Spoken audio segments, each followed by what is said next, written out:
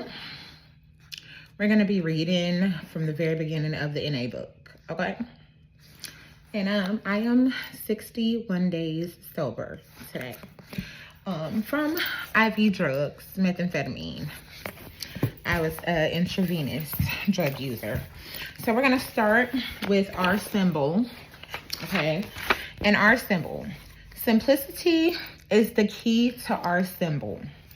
It imitates the simplicity of our fellowship. All sorts of occult and esoteric connotations can be found in its simple outlines, but foremost in the mind of the fellowship are easily understood meanings and relationships.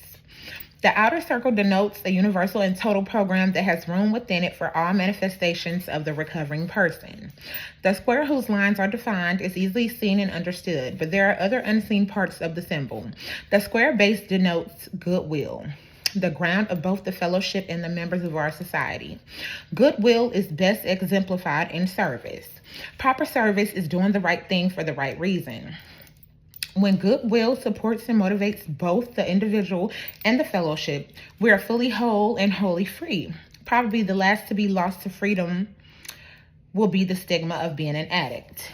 It is the four pyramid sides that rise from the base in a three-dimensional figure that represents self, society, service, and God. All rise to the point of freedom. All parts are closely related to the needs and aims of the addicts who is seeking recovery, and to the purpose of the fellowship, which is to make recovery available to all.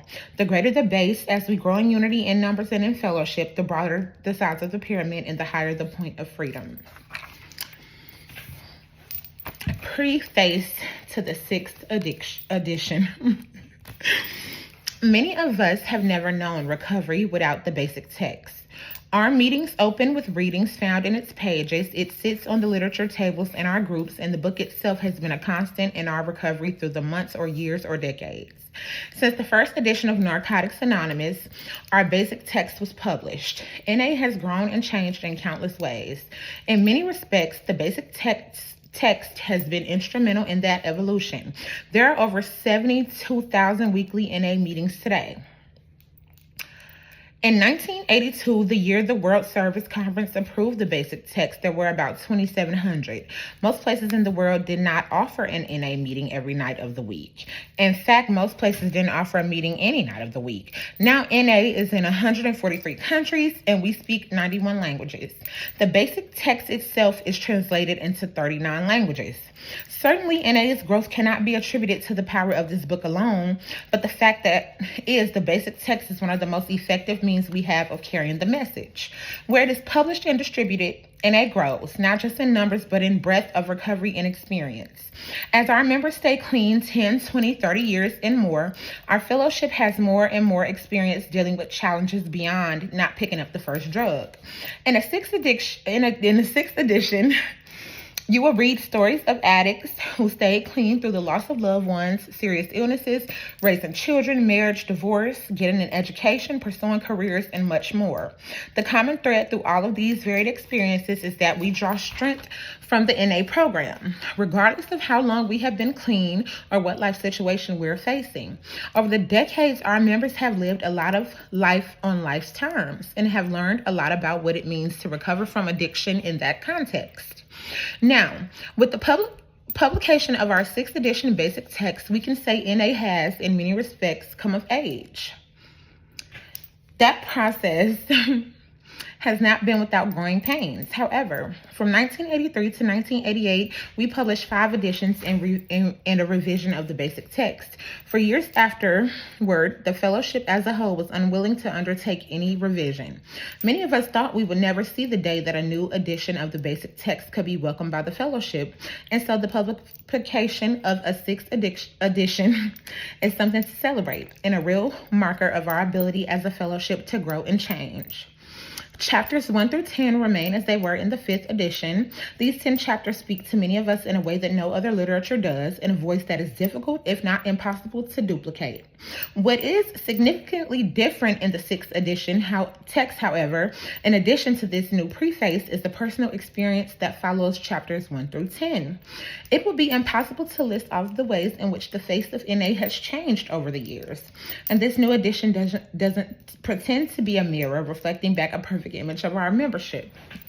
but it does aim to represent the richness of our differences as well as it can.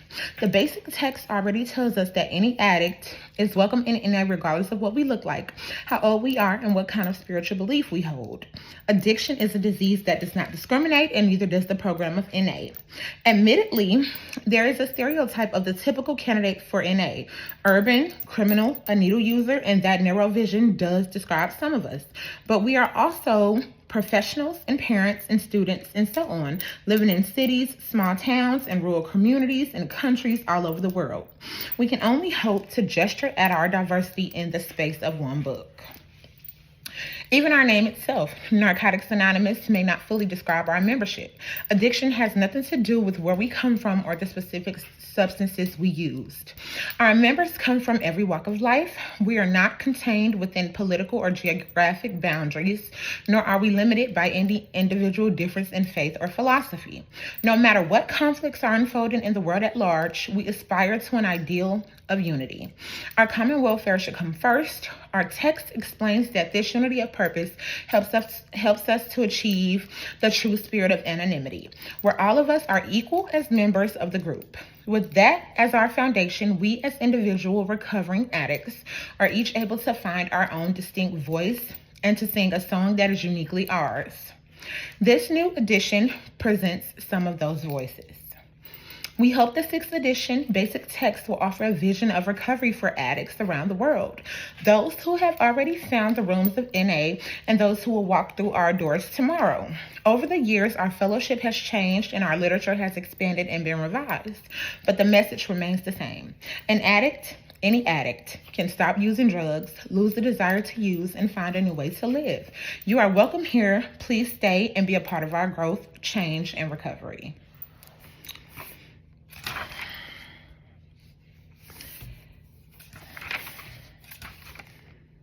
Okay.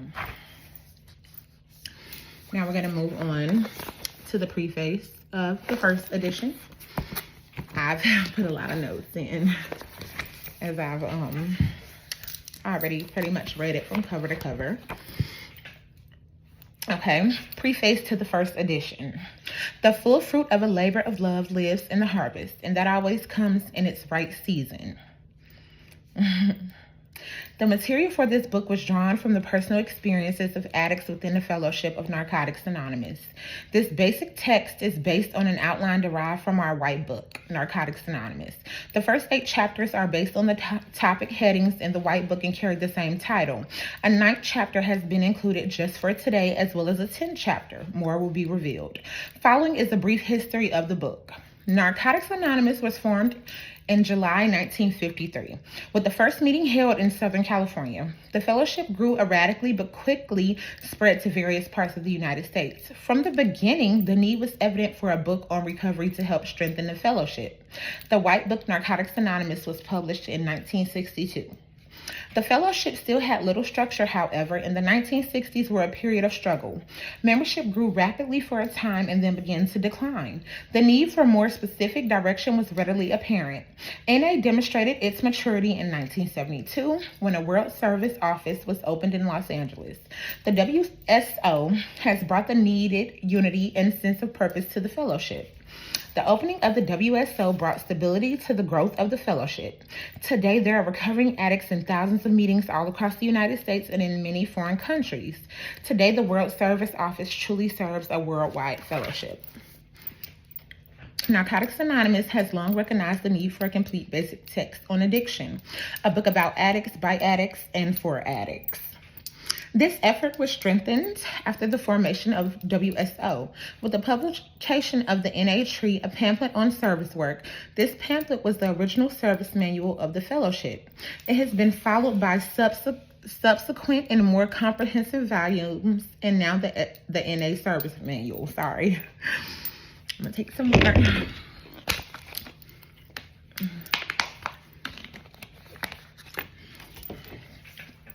The manual outlined a service structure that included a World Service Conference, The WSC, in turn, included a literature committee. With the encouragement of WSO, several members of the Board of Trustees and the conference work began. As the cry for literature, particularly a comprehensive text, became more widespread, the WSC Literature Committee developed.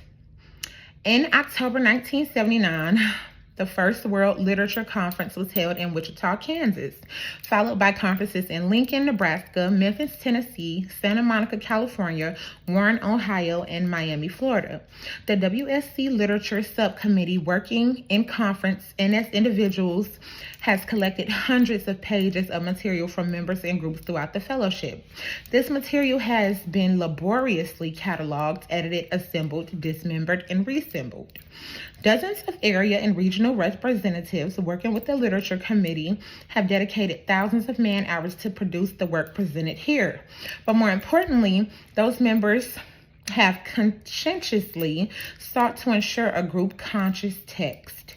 In keeping with the spirit of anonymity, we, the WSC Literature Subcommittee, feel it appropriate to express our special gratitude and appreciation to the fellowship as a whole, especially the many who contributed material for inclusion in the book. We feel that this book is a synthesis of the collective group conscience of the fellowship, and that every single idea submitted is included in the work in some form or another. This volume is intended as a textbook for every addict seeking recovery. As addicts, we know the pain of addiction, but we also know the joy of recovery. We have found in the Fellowship of Narcotics Anonymous. We believe the time has come to share our recovery in written form with all who desire what we have found. Appropriately, this book is devoted to informing every addict. Just for today, you never have to use again. Therefore, with gratitude in our recovery, we dedicate our NA book to the loving service of our higher power, that through the development of a conscious contact with God, no addict seeking recovery need die without a chance to find a better way of life. We remain trusted servants in gratitude and loving service. Literature Subcommittee, World Service Conference, Narcotics Anonymous. And this is the preface to the first edition. We cannot change the nature of the addict or addiction. We can help to change the old lie, once an addict, always an addict. By striving to make recovery more available, God, help us to remember this difference.